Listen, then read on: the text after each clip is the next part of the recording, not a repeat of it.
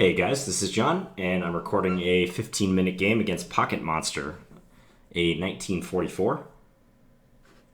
Pocketmonster, let's see who this is. Check their stats as usual. Very low ratings on other stats, but decent ratings on the 15-minute pool. Let's play D5. Very low ratings. His 5-minute rating is 867. Wow. Okay, it's a little weird, but I mean, 867 is really low in comparison to this rating. I'm going to play bishop e7. This is a line against the QGD that's playable. Maybe he just doesn't play fast at all, but that's a pretty big discrepancy. Okay, I'll go c6 now. This is just a way to try to play bishop f5, if possible. Now, main moves here for white are e3 and queen c2. Against queen c2, I think I'll play knight f6. And e3 is possible here. h3 is possible. Against e3, there's kind of this interesting move, knight h5. I'll try it. This is a move that I haven't played myself OTB, but I've helped a couple people prepare it. So, yeah, and now I go here. And the main line goes bishop e2, knight takes e5. D takes e5, and then g6 is what usually happens. So it's kind of weird, but like he takes and I play g6 so that if he takes, I can take back, and black's pawn structure becomes a mess. But I generally will get good play because I'll be playing f6 after that and offering in a trade of pawns, and the open nature of the position should be favorable to black with the bishop pair is kind of the thinking. So knight f3.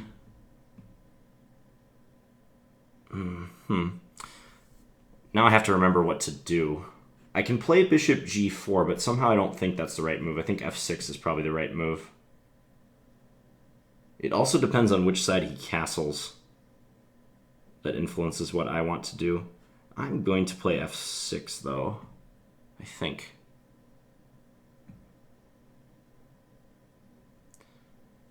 Either that or bishop g4. Well, let's go f6. It seems weird to play this move, because it appears like I'm completely opening my king. But he doesn't have a good way to attack me quite yet. The pawns that I do have remaining, especially my center pawns, provide a good barricade. And I would really like to get my bishop on this diagonal. That would be ideal if I could do it. Just going to look at this guy's history for a second. I mean, you see his blitz ratings. His blitz ratings are really low. Like, he's not even hardly cracking 1200. And then his standard rating is very respectable. I don't know. That's just weird. I see that a lot in these pools, though. Okay, so the rule of thumb in this system is that you want to castle on the same side of the board as white does. So I want to castle short, even though this is like my weaker side of the board because I've already moved these pawns. Castling long would have been slightly unrealistic. And yeah, I think my king is plenty safe, actually. So he's trying to open the center. I can go d4, right? d4, he plays rook d1. I play c5. He might get into d5, though.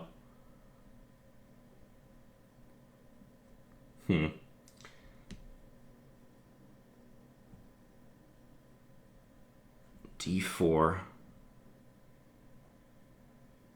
Otherwise, I wouldn't hesitate to play it. What about d4, rook a d1, and then take on e5? How does that look?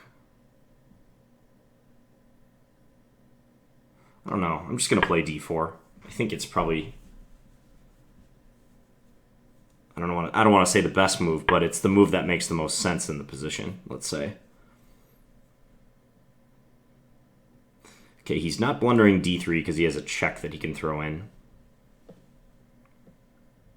So he's not blundering that. I should probably just take, huh? Yeah, let's take on e5. He can take with his knight, or he can play queen c4 check. Plays queen c4. King g7. Now, if he takes on e5, I'll probably play c5 in order to support this pawn. I think I should do that. Yeah. Both playing fairly fast. I got to remember that this is a 15-minute game, so I have time if I need it. b4. Undermining. So he's trying to knock out this pawn so he can get at d4. Is his contention with this move. If I play bishop f6, bishop f6 hits the knight. He can support it with e5. Oh, he can also play queen takes c5. Forgot about that move.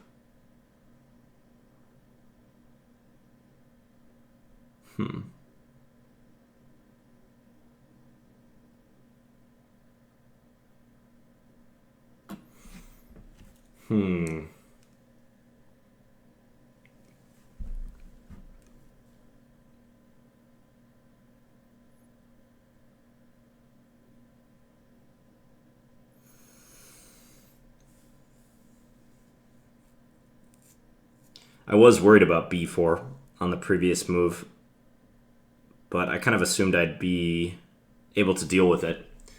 But now I'm seeing, yeah, bishop f6 doesn't work. Bishop f6 was kind of my go-to move, but he just...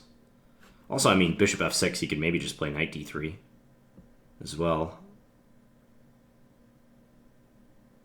I mean, I hate to have to play b6 here, but it's looking like I might have to do that. b6 weakens the c6 square. Just kind of rubs me the wrong way. What about queen to d6? Is that so bad? Might be okay. Let's try that. I'm attacking his knight, and also maybe I can play bishop e6. Like, say he plays f4, maybe bishop e6. He just immediately takes on c5.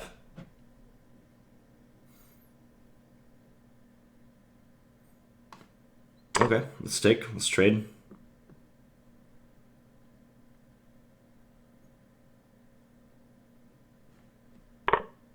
Okay, and now I guess take. He can blockade this d-pawn though, which is very annoying. With that move, yeah. That's one way he can do it. Now if I want to save it, I have to go here. But I'm really hoping my pawn structure doesn't come back to bite me. My pawn structure is just totally ragged right now. Ugh, this move. Now he's hitting h5, and he's also maybe trying to come into d5 as well.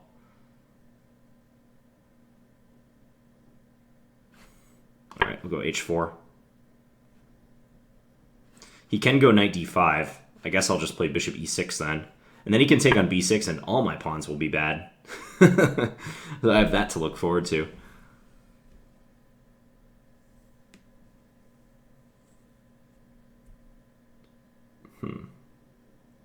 Now I have a hard time developing this bishop. If bishop d7, knight d5, and I can't move this bishop because he'll be attacking my pawn on b7. Maybe rook e8.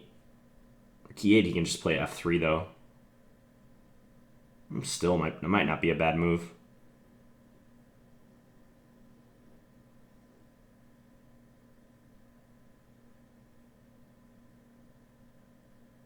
Well, maybe I can go bishop d7, knight d5, bishop to c6.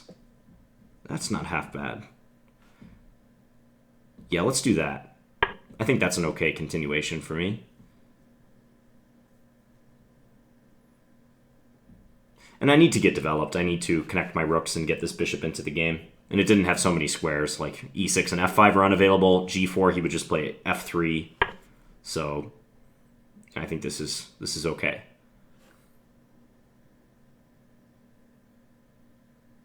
Maybe now rook fc8. I don't think this rook has anything to do in the center anymore. So maybe we'll just send it in.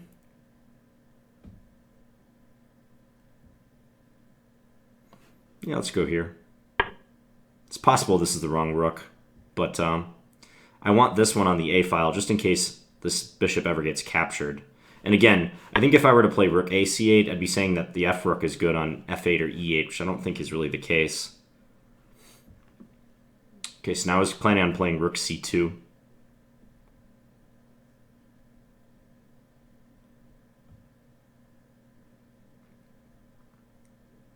Yeah, rook c2. Try to work our way into the position. You can play rook f2. That would make sense. Plays rook fc1 instead. Okay. So if I take a2, what are you going to do? I guess he's going to take b6.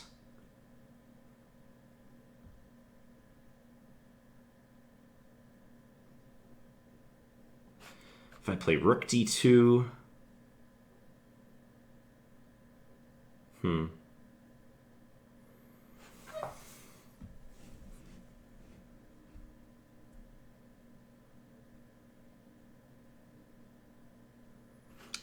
Bishop a4 as well. That's another move.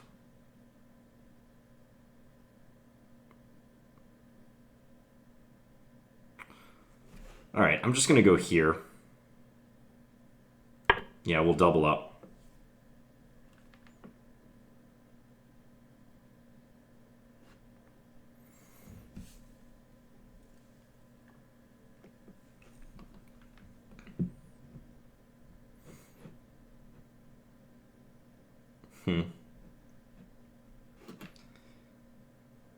He's actually pausing to think a little bit.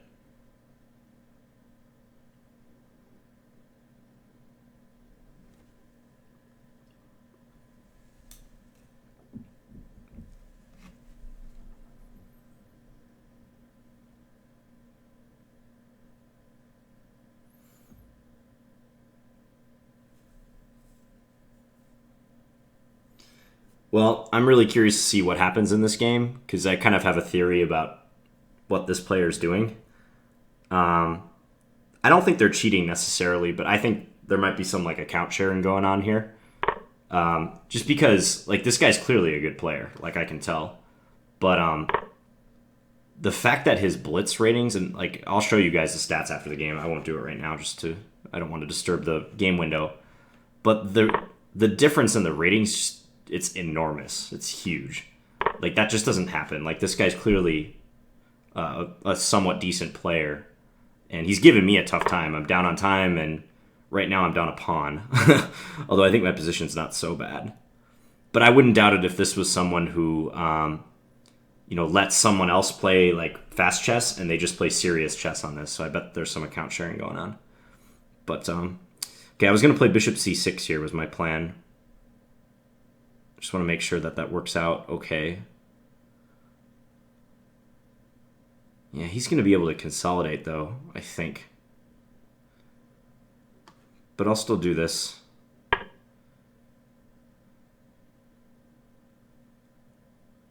He can play rook b2. a4, really. So I want to go attack this knight now, because that's like... That is like holding his position together. Blocking the d-pawn. Just thinking, what's the best way to do that?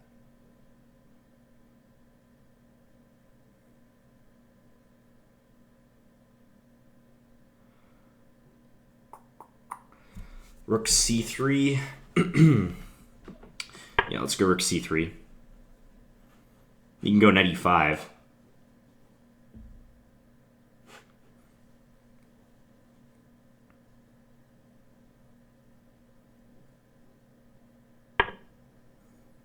Yep, and now what? Do I bring my king up and let him take? Whereupon I have two connected passers. That is tempting. If d3, he can like put a stop to that pretty quickly with king f2. So I don't think that's the way to go. I think king f6 might be the move.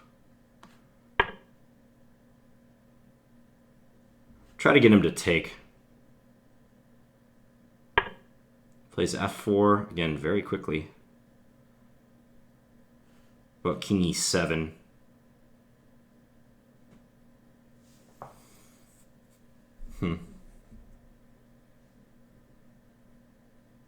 D3 is still answered by king f2.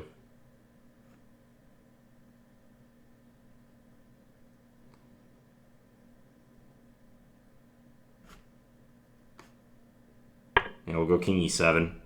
So I'm attacking e4. Check. And he's going to push one of his center pawns, probably.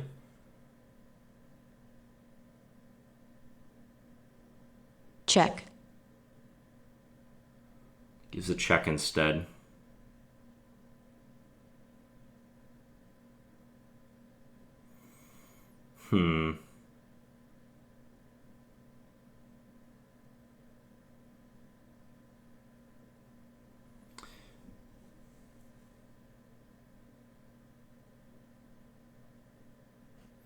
Let's go king e6.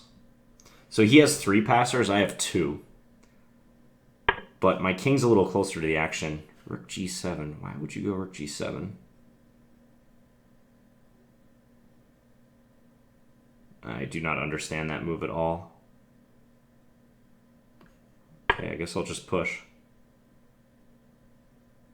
I have no clue what the point of rook g7 was. I guess it was a mouse slip. It's like the only thing I can think of. I'll just keep pushing my pawns, I guess. Really? He is unconcerned about my pawns advancing.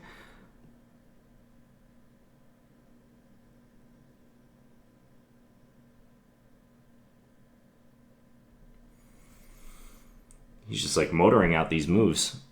D3.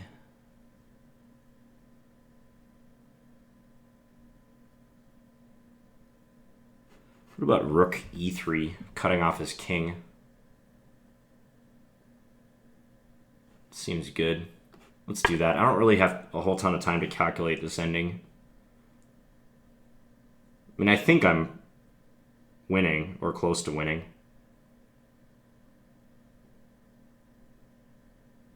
If he checks me on h6, I can go king d7. And that stops him from playing rook c6. Check. So now I'm just going to try to run my c-pawn. And I put my rook here so his king can't get in.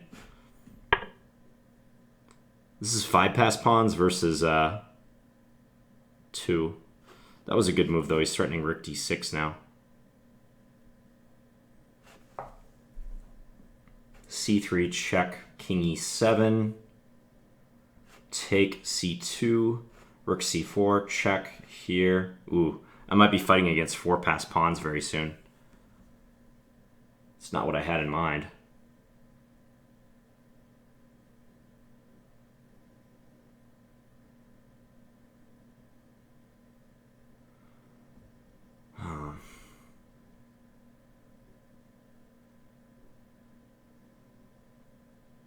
Can I win against 4-pass pawns? I don't know. Actually, it's 5 if you count that pawn. That's crazy. I think I have to go for this, though. I don't see what other option I have.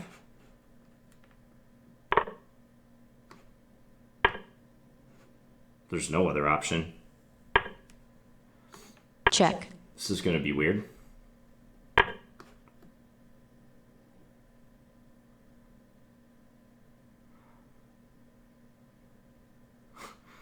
It's going to be really strange. I mean, I don't think I should lose this, even though I'm facing 5 pawns. And 4 of them are connected. This pawn I'm not going to bother trying to catch for now. He's going to try to bring his king up with his pawns. Right, so it makes sense that he started with that move. It's a tough ending to play on the fly. I should probably cut off his king first, so we'll do that.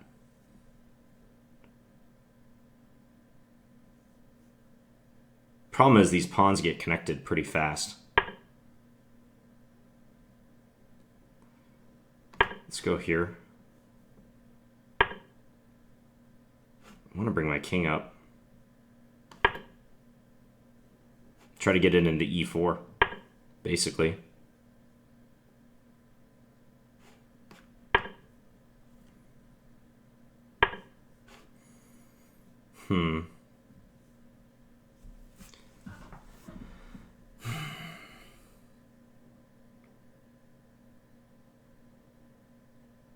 This is not fun. Okay, I just take.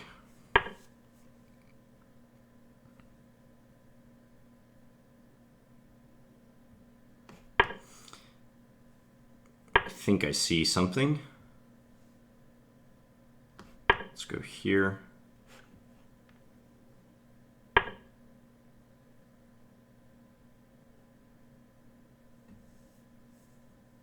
If I check,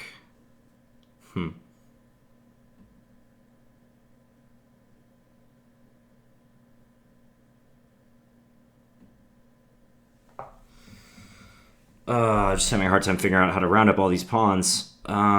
Check there.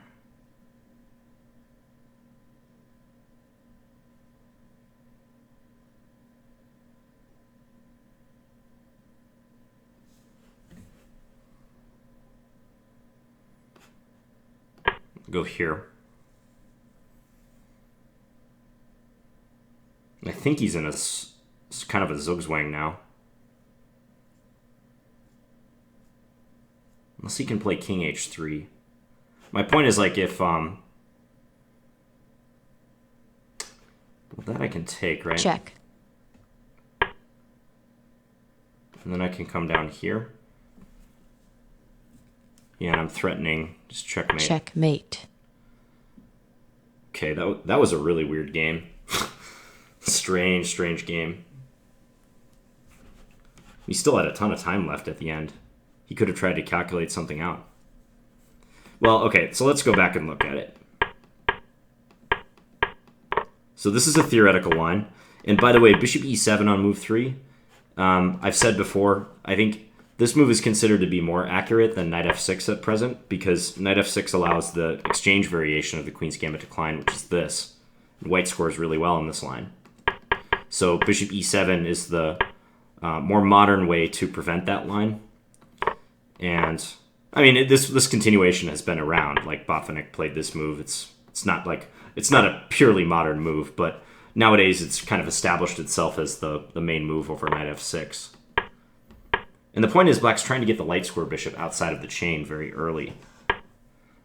So he played to prevent that, going queen c2, stopping bishop f5.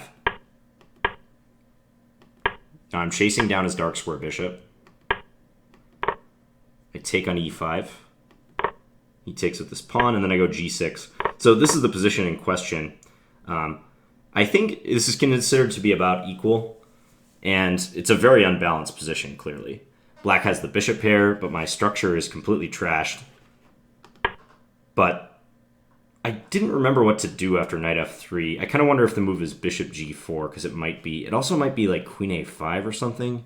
I actually don't think it's queen a5. I think it's either bishop g4 or the move I played, f6. Let's just check with the engine. Engine says... This was saying f6, queen d7. I don't think is the move. Yeah, castle.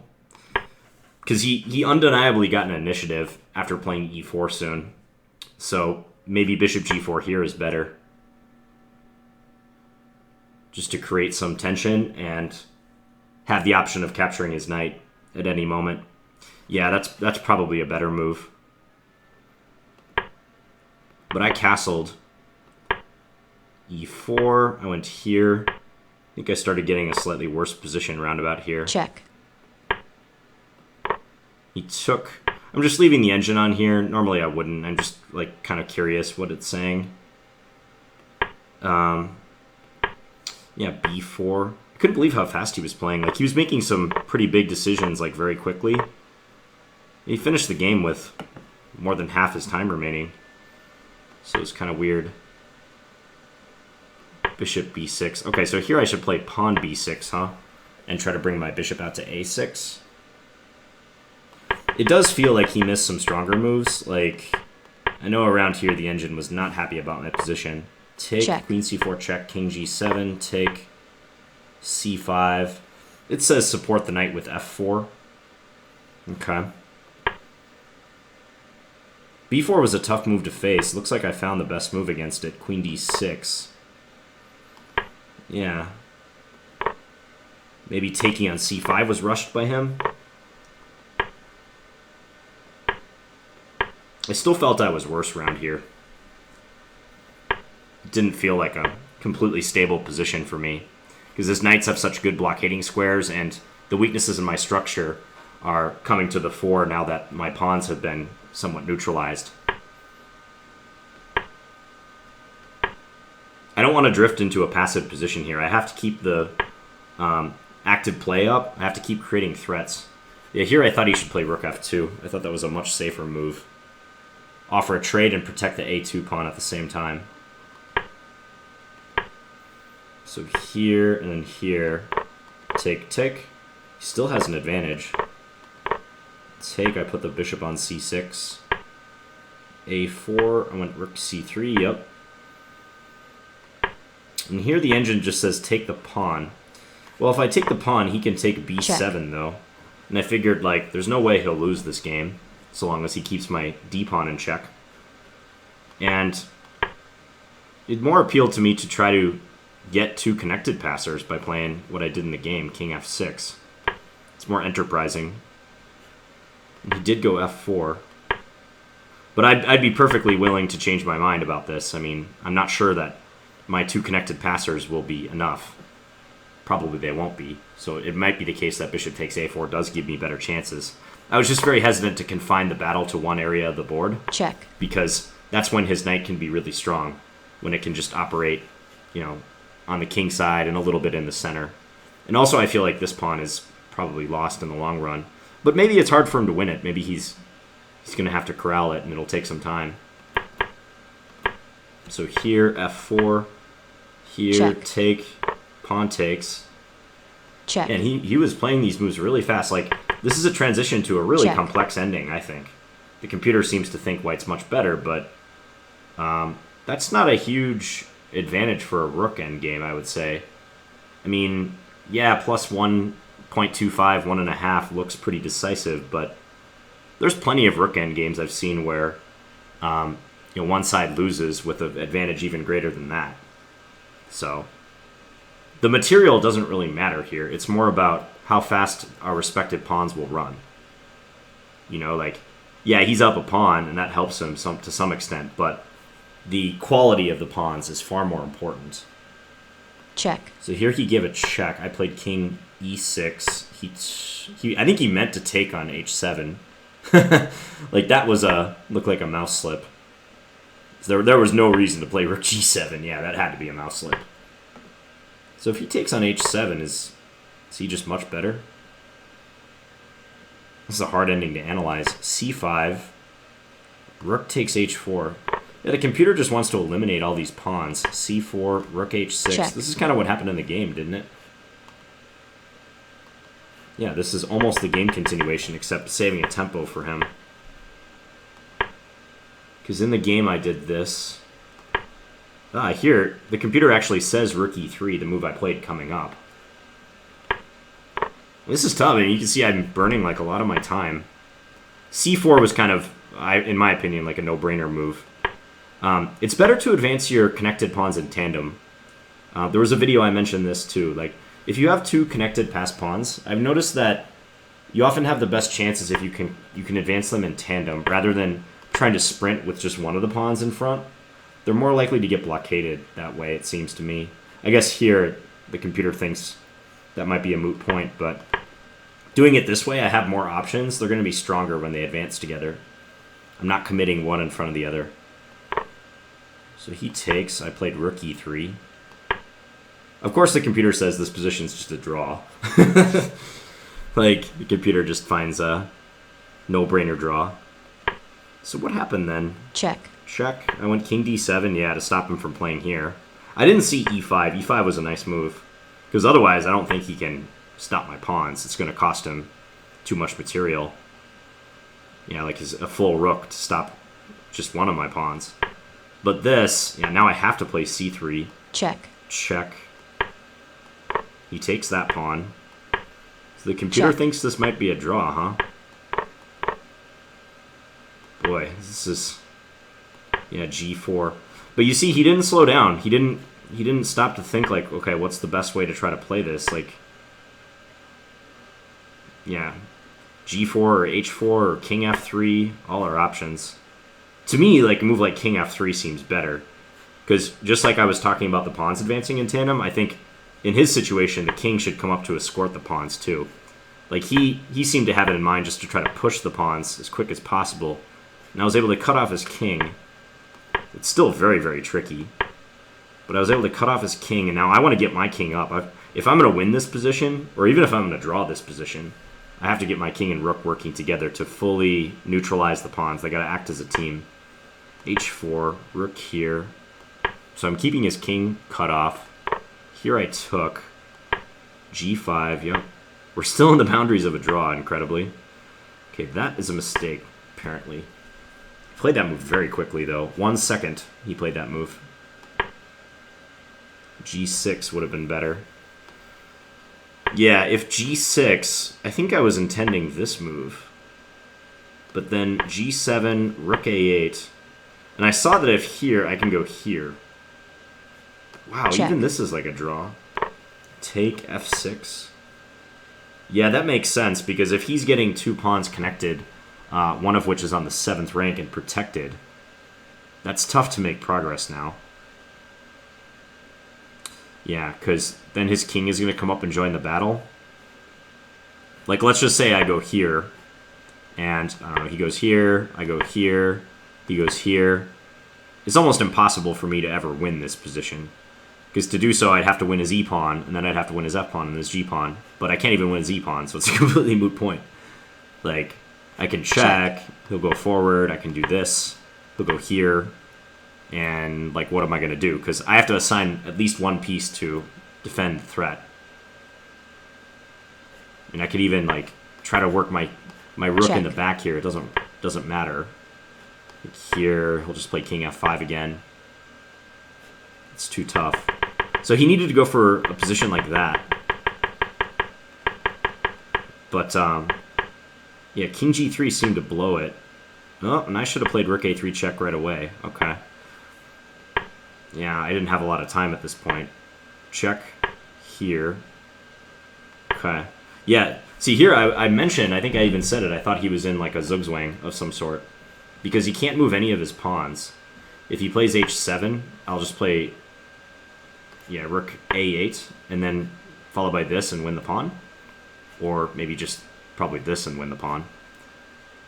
And once these 3 pawns have been stopped further back, then it is possible for black to win. They're not as big of a threat. I don't have to constantly worry about one of them queening.